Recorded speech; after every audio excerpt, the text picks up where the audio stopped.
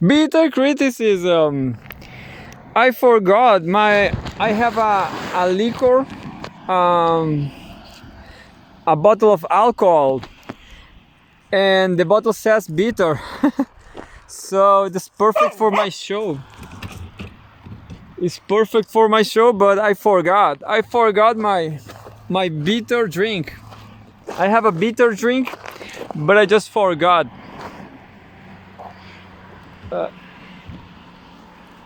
And I just saw two dogs crossing the road down there in the road.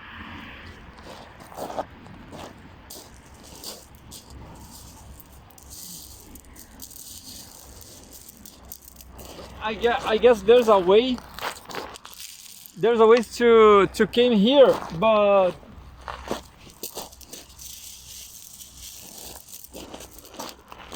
there's a way to came here by the other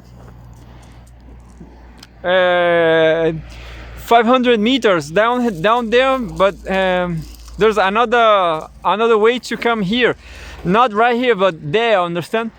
So I guess there was not the Akitas, the lost Akitas. The Akitas are just lost. And Mursi is not lost. Mursi is happy. Um, what else? Well, I'm going to read my articles. As usual, I don't have a new news, just news from 4 days ago, something like 4 days ago. And news goes like, I'm gonna read this one. Look, I just read the headline 2 times, but now I'm gonna read it. How the U.S. government uses NGOs to corrupt civil society around the world. around the world. Washington is weaponizing pseudo-academic human rights groups as part of its foreign policy, by Glenn Diesen, professor at the University of Southeastern Norway and an editor at the Russian in Global Affairs journal. Follow him on Substack. I guess this is the only Norwegian guy with a brain.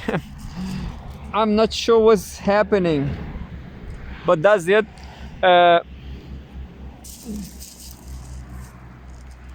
We have a file photo.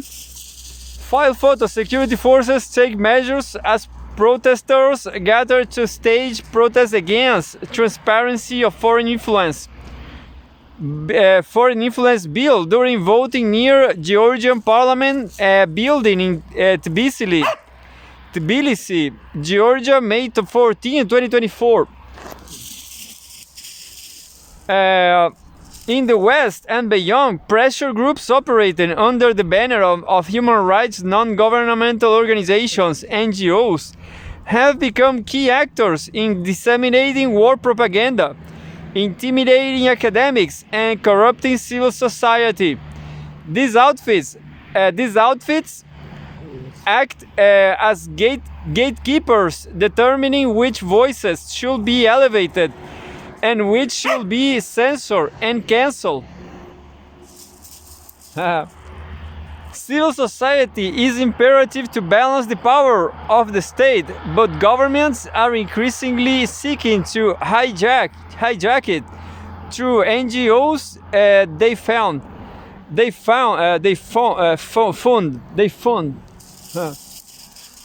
I'm not sure if there a fire or this is a fog, but I'm pretty sure it's a fog.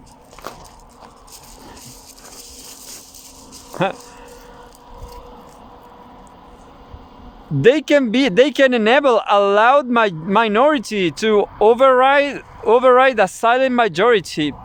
In the 1980s, the Reagan Doctrine exacerbated the problem as these human rights NGOs were financed by the government and staffed by people with ties to intelligence agencies to ensure civil society civil society won't deviate significantly from government policies.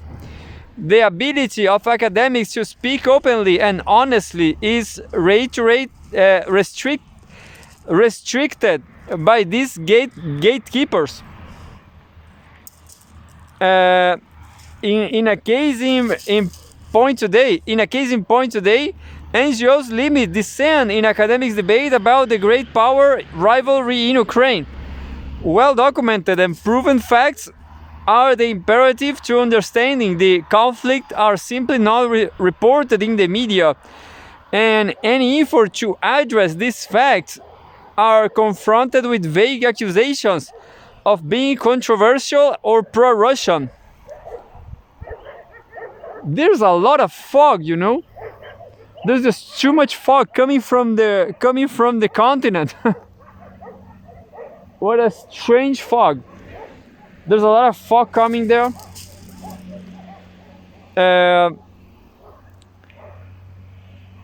Accusation of being controversial or pro-Russian.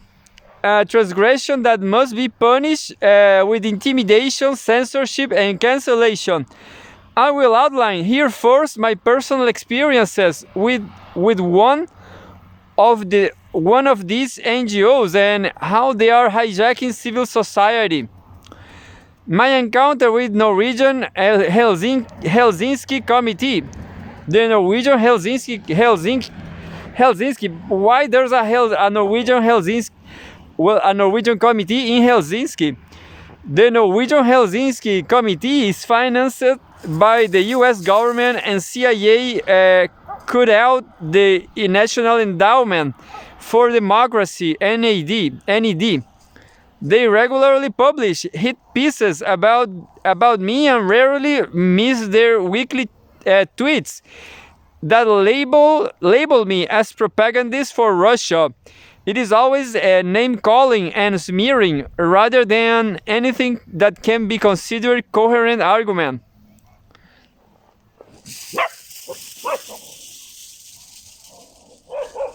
So Milou saw something, maybe a dog.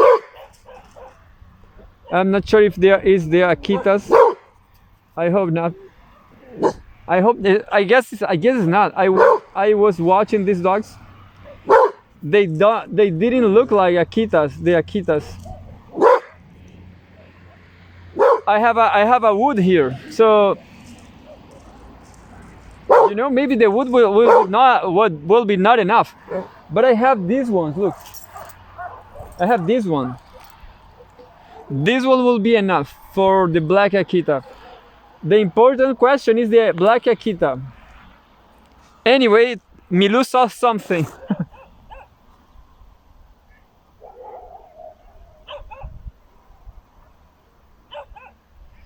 Anyway, label me as a propagandist for Russia. It is always name calling and smearing rather than anything that can be considered coherent argument. The standard formula for cancellation is to shame my university in every article and tweet for allowing academic freedom, with the implicit offer,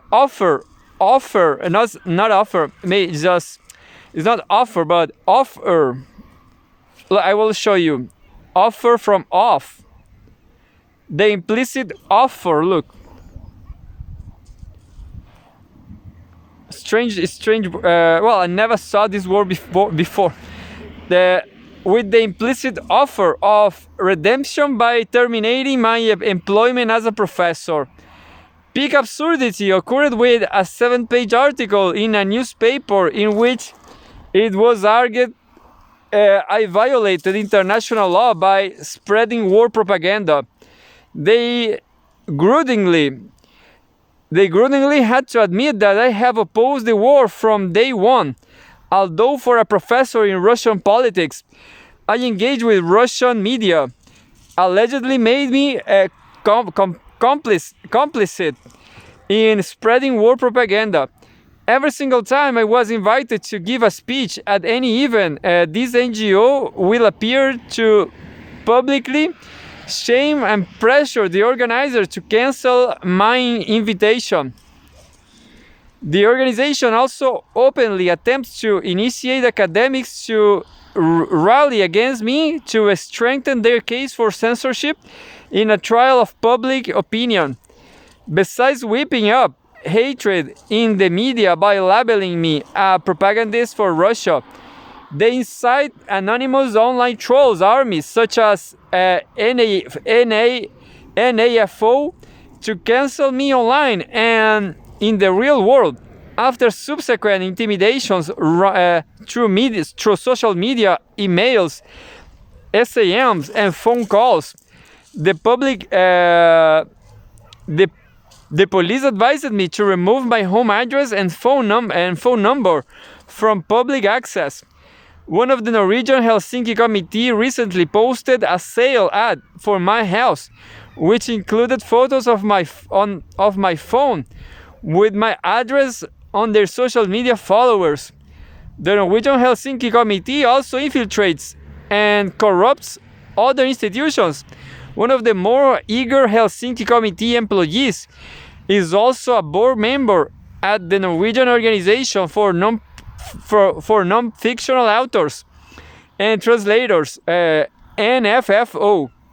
Non-fictional authors and what? FO and translators, anyway. And uses his posting and uses his position there to cancel the organization's co-hosting of an event. As I had been invited to speak, the Norwegian Helsinki Committee is also overrepresented on the Nobel Committee to ensure the right candidates are picked.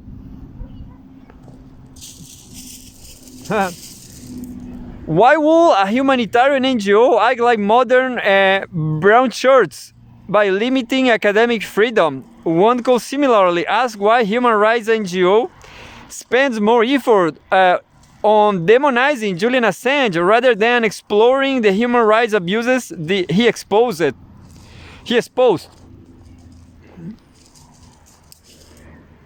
Yeah, definitely. So the NGOs are demonizing Julian Assange. Crazy angels. Look, what a beautiful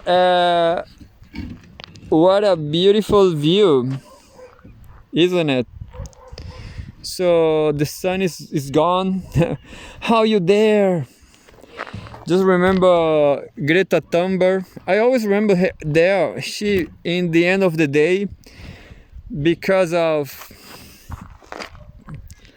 the threats she had against the world, against, I believe Greta Thunberg, she is really an activist. She is really, I'm not sure if what she stands for, but I guess because she was in prison a lot of times, isn't it, in Malmo. So I guess she's a comrade. I guess Greta Thunberg is a comrade. What about you? Do you think she's a comrade? I do. I guess the camera is fine.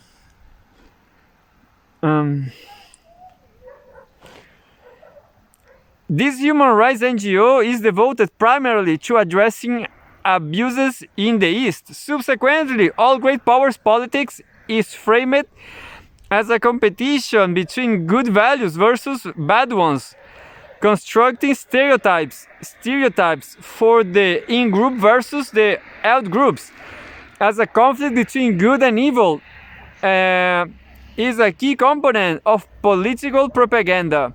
The complexity of security competition between the great powers is dumbed down and propagandized as a mere struggle between liberal democracy versus authoritarianism.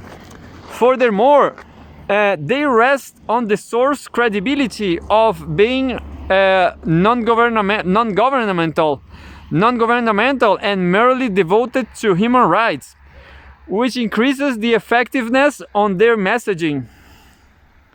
By framing the world as a conflict between good and evil, mutual understanding and compromise are tantamount to appeasement, while peace is achieved by defeating enemies.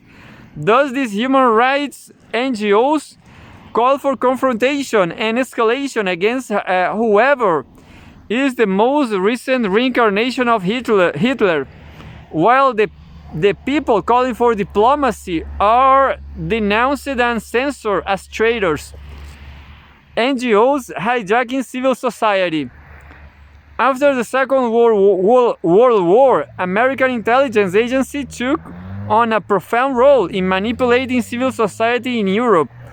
The intelligence agencies were embarrassed when they were caught, and the solution was to hide in plain sight.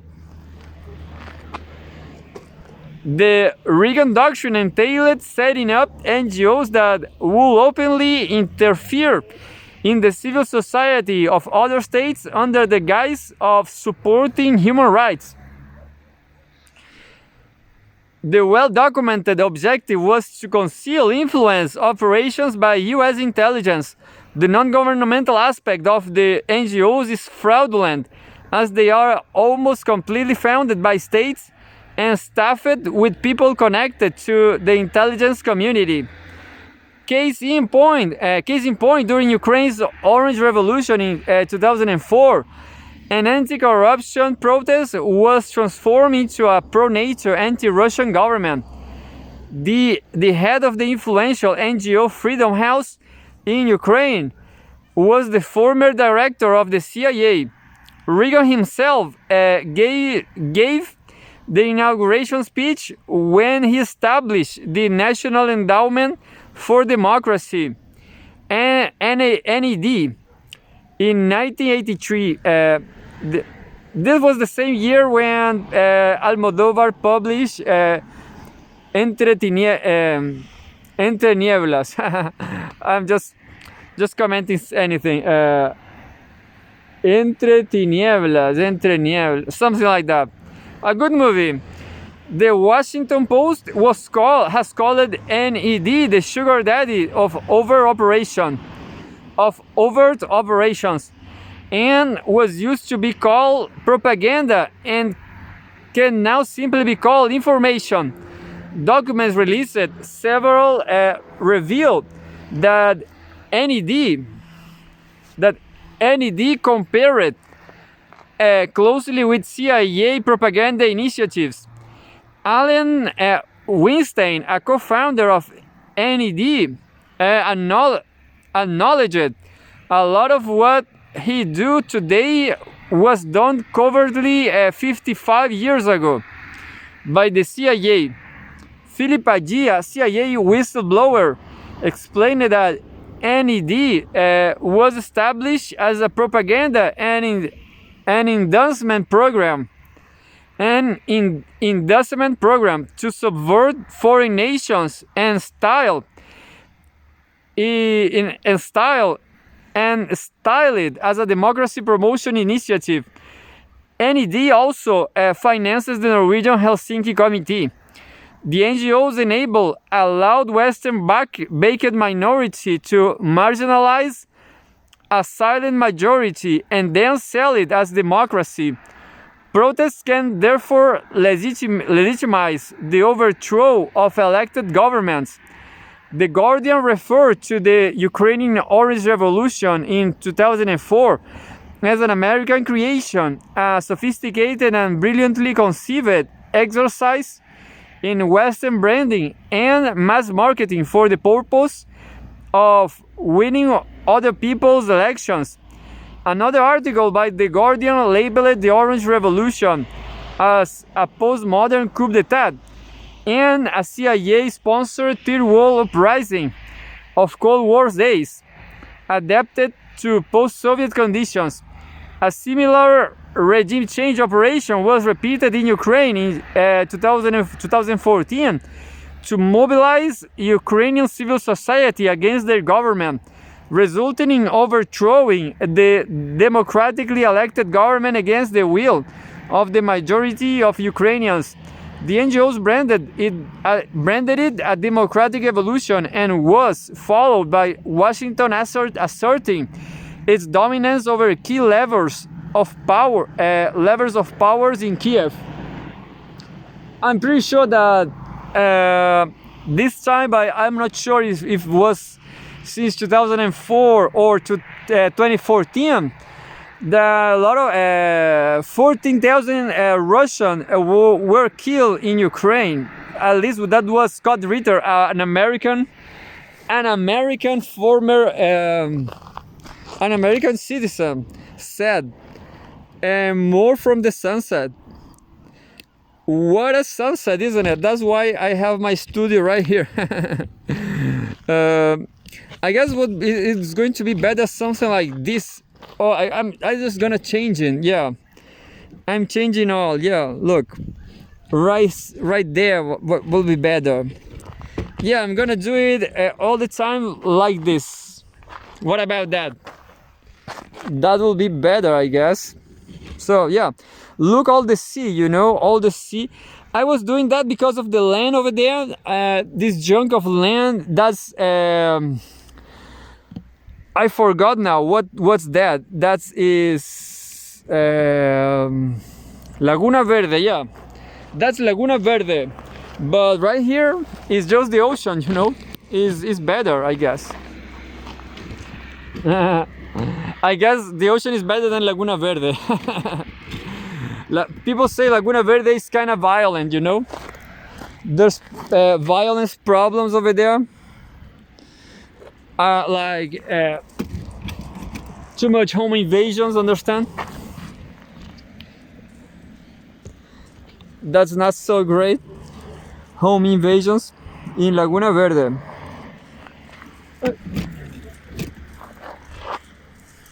And that's it. Better like that, isn't it? So here we are in the sunset. Super fine, super beautiful. I'm sad because Pepe Escobar is not here with me, you know, to take a bitter drink, but I forget the bitter drink too, and my house is a mess, so Pepe Escobar will have to wait for me outside. In the truck food. Do you want to eat truck food, Pepe? That's the only thing we have in this neighbor. Similar operation were also launched against Georgia. The NGOs staged Georgia's Rose Revolution in. I guess I'm right. Yeah. Anyway, similar operations were also launched against Georgia.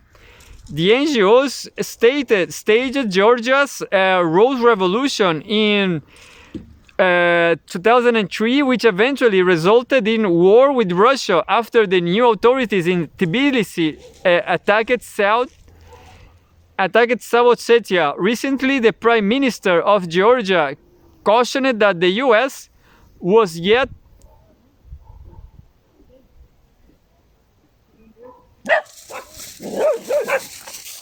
Oh, these dogs. No, there are bicycles over there. I'm going to show you. There's a cyclist. You know, there's a lot of cyclists in this track, in this line, in this road. Not a lot, but they are going upward. That's strange. Those Chileans, they really like to bike, you know, to cycle, because they are going they are really cycling, you know.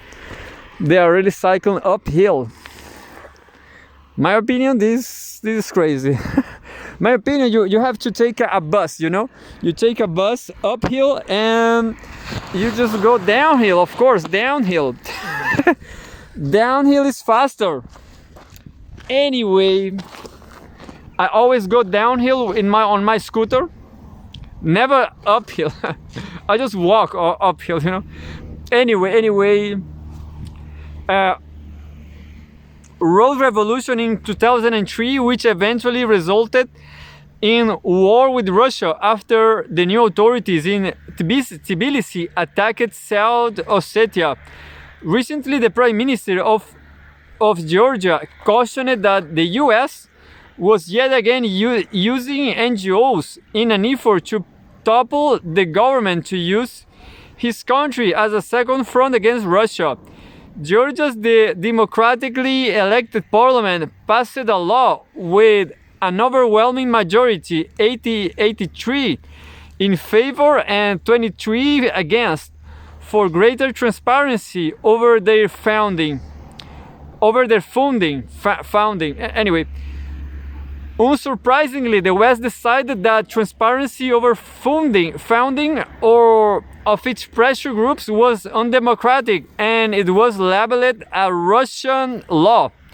The Western public was fed footage of protests for democratic credibility, and they were reassured that the Georgian Prime Minister was merely a Russian puppet.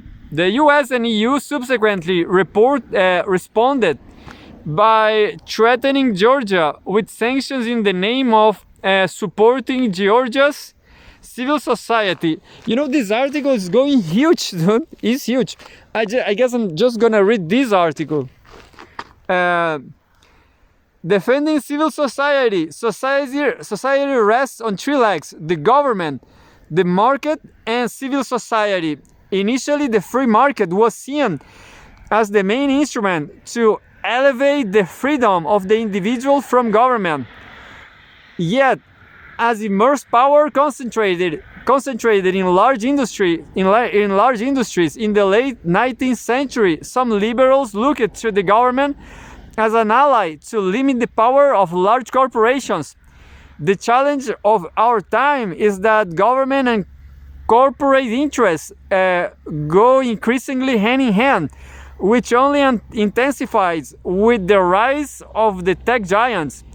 This makes it much more difficult for civil society to operate independently. The university should therefore remain a bastion of freedom and not to be policed by fake NGOs. This piece, and that's it. No, I just over when I was complaining about the amount of pages.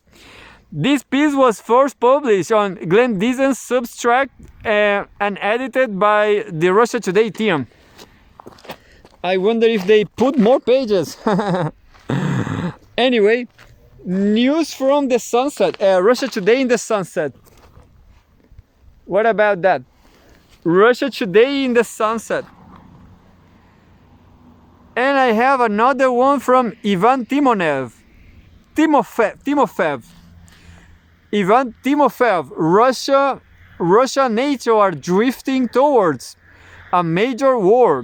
What a headline, isn't it? It's not possible that the Ukraine conflict could eventually lead to a nuclear conflict in which there will be no winners. By Ivan Timofev, program director of the Valdai Club. I disagree, you know. I guess the Global South will win. Chile, a country like Chile, definitely will be a lot of, food truck, truck food. At least they will not be destroyed, you know. Do we have fish, you know? We can eat fish in the truck food. Nothing will change, you know. People will go fishing, taking some wheat from Argentina and making some bread with fish. That's it. By Ivan Timofev, program director of the Valdai Club. File photo. Russian servicemen practice assault techniques on an enemy stronghold amid military operation in Ukraine. A photo by Sputnik, Evgeny Biatov. It is possible that NATO forces could become directly involved in the military conflict between Russia and Ukraine. That's a question. Until recently, such a question seemed very hypothetical, given the high risks of escalation of the military confrontation between the US-led bloc and Russia into a large-scale armed conflict. But this scenario should be taken seriously now. The direct participation of individual NATO countries or the entire bloc in hostilities could gradually spiral out of control. Crossing red lines can lead to the belief that there will be no consequences for engaging in war. The result of such movements can manifest itself as an unexpected moment and led to a much more dangerous situation than the current one. Strictly speaking, NATO countries have long been involved in the conflict. This takes several forms. First, Western countries provide Kiev with substantial financial and military assistance, including increasingly advanced and destructive weapon systems, as the stockpiles of Soviet-style kit in the arsenals of the USSR's former allies in the Warsaw Treaty Organization have been depleted. The Ukrainian army is receiving more Western systems and ammunition. So far, mass deliveries have been limited by the production capacity of the Western defense industry and size of existing stockpiles. But if hostilities are prolonged, industrial capacity has the potential to grow. Increasing supplies are also inevitable in the event of a peaceful pause, which will allow Ukraine to prepare for a new phase of hostilities. Russia can hardly hope that the West lacks the political will and resources to increase support for Kiev.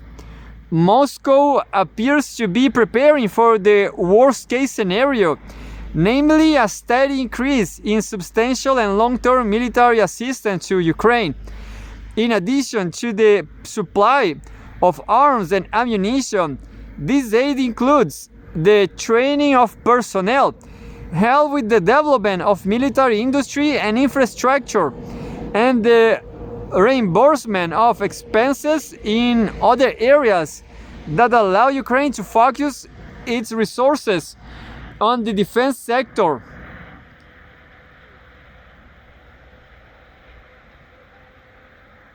Second, Ukraine receives extensive Western support in form of intelligence, including technical data from satellites, radars, reconnaissance aircraft, etc.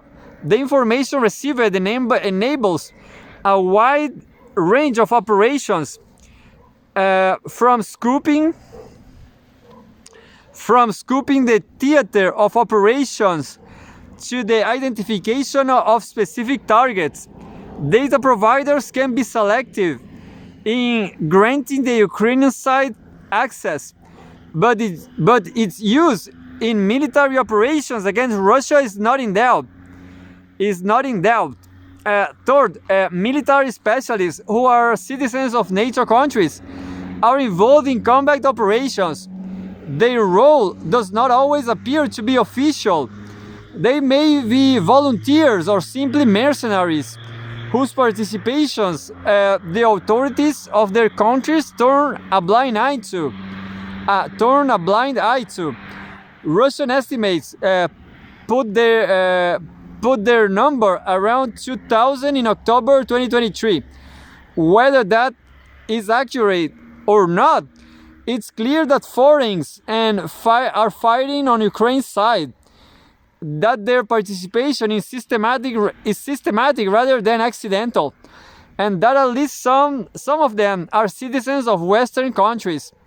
Their involvement has not yet created an excessive risk of direct military confrontation between Russia and NATO. For Kiev's Western partners, the sluggish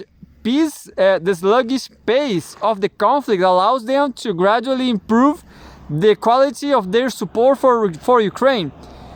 Cruise missile deliveries have long been commonplace. The arrival of US fighter jets is only a matter of time. The Russian army is grinding down the Western equipment that arrives, but foreign supplies to Ukraine also require a concentration of resources on the Russian side. A significant escalation factor that will amplify the risk of a direct clash between Russia and NATO could be could be the appearance of military contingents from bloc members on the territory of Ukraine. The prospect of such a scenario has already been mentioned by some Western politicians, although their view was not being supported by the US and isn't an official NATO position. A number of the bloc's leaders have distanced themselves from supporting the idea of sending troops to Ukraine. That might trigger such a decision, and how might it be implemented? The most likely factor for direct intervention by individual states or NATO as a whole will be a possible major military success by the Russian army. So far, the front has remained relatively stable, but the Moscow's military has already achieved significant local victories. Increased pressure seized the initiative, extended the offensive front, and possibly build up reserves for more decisive action. You know, I was thinking about the last article, the previous article, and it will be very, very bad. It will be so much better if the USSR never fall apart. But I guess because of the geopolitics, you know, all the military problems, Soviet Union was so much better for the Russians. But the Russians used to believe that democracy was so much better. Nowadays, Polish people, they, I don't know what they think. I know a lot, some Polish people, they are not so great. Something is coming.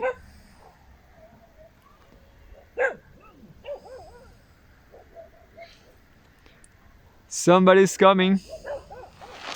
I'll try to finish this.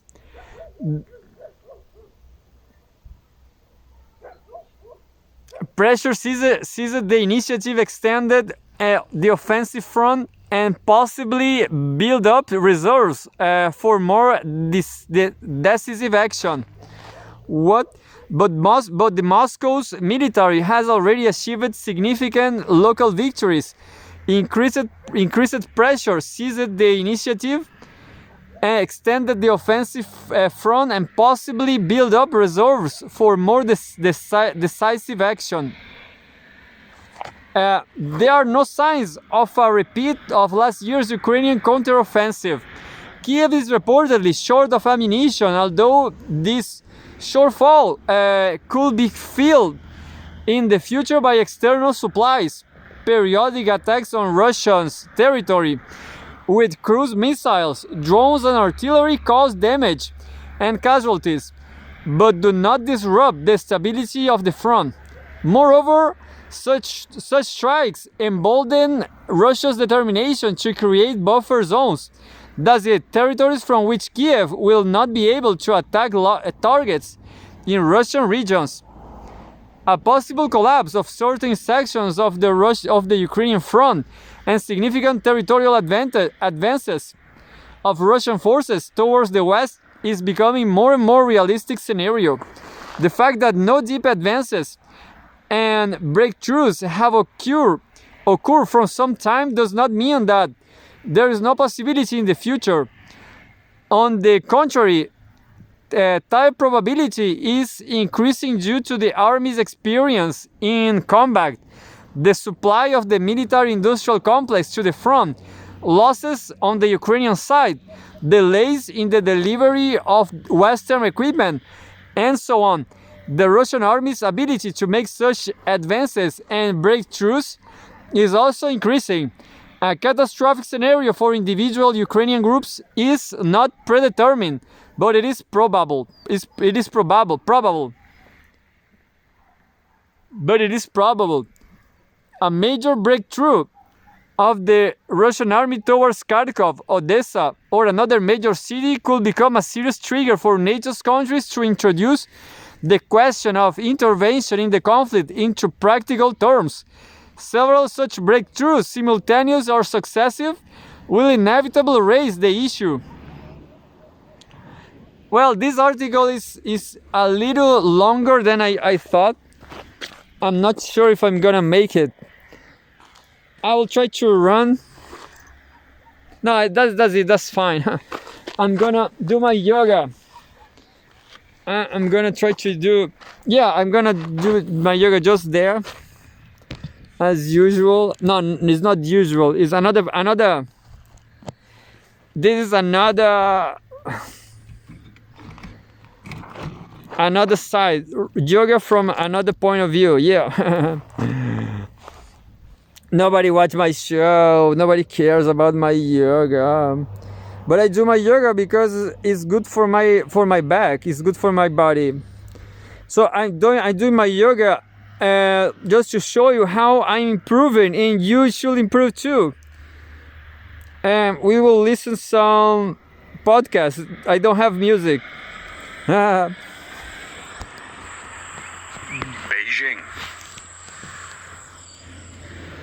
For centuries, this city has acted as China's capital, and today over 20 million people live within its boundaries. Throughout the country's final two imperial dynasties, the Ming and the Qing, China's emperors would call it home, alternating their residence between the sprawling estate of lakes and gardens known as the Summer Palace and the vast complex known today as the Forbidden City. I am not sure if you're During their reigns, watching me completely. Nobody cares. Sovereigns, entitled to dominion of the known world through their possession of the mandate of heaven. Their regime followed a blueprint that was already more than 1,000 years old, where the rulership of China was passed from dynasty to dynasty, with only the occasional hiatus. But for all its longevity and claimed grandeur, the imperial system was not to last.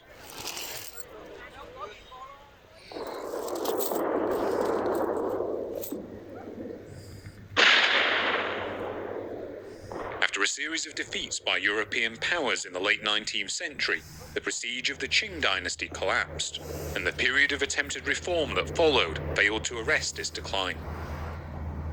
In 1911, public discontent with the imperial system led to the outbreak of the Xinhai Revolution, and the next year saw the abdication of the last emperor, a boy then only 6 years old. In the years that followed, other men would attempt to restore the Qing monarchy, or even to claim their throne for themselves, but none would succeed. And for more than 100 years, the sons of heaven, who ruled China for more than 2 millennia, have been no more. Today their secluded residences are museums open to the public. And now ordinary citizens tread every day on ground where only a select few once stood.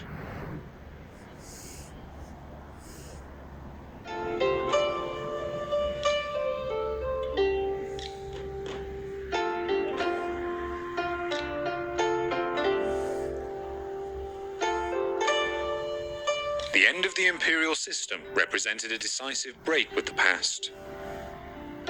For over 2,000 years, China was ruled by an emperor who, with one notable exception, was a man imbued in theory with absolute power. In practice, the authority exercised by a given ruler would vary, and at times this title would be disputed between multiple claimants and dynasties, some of whose rule was limited to only small portions of China. The more powerful of these emperors would leave an indelible footprint on Chinese society. And that's it about China. The centuries-long rule of dynasties such as the Han and the Tang. It's time for often described Tommy China. as Chinese history. Tommy, it's your turn to be the emperor. Yeah. You'll be the Chinese emperor, Tommy. Go. Don't go too far. Can you imagine the Akitas right now here? That would be terrible luck.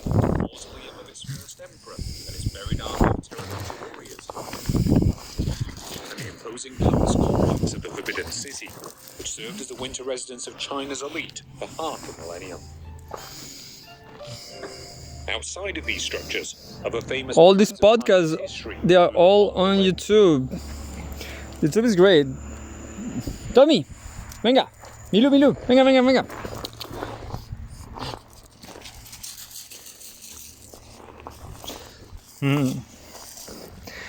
Are you cold, Milu?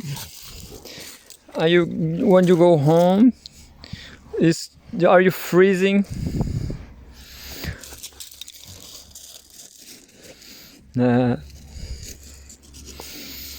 Are you freezing, baby? You're my favorite, baby. You're my favorite doggy. I love you.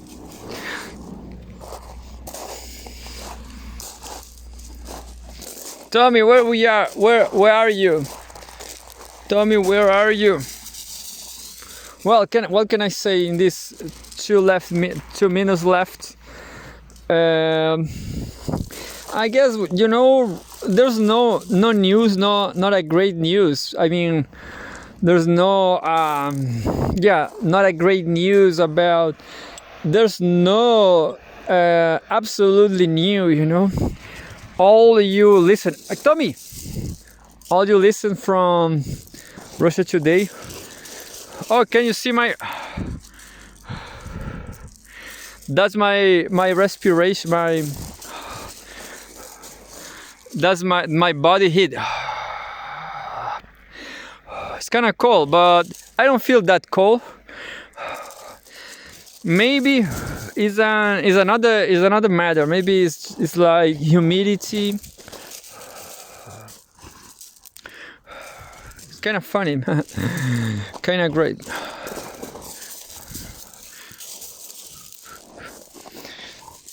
So yeah, I was watching Entre Tinieblas from Almodóvar. It was great. In the end, was great. There was an alter ego. There was a character, a nun, who used to write just like Almodóvar himself.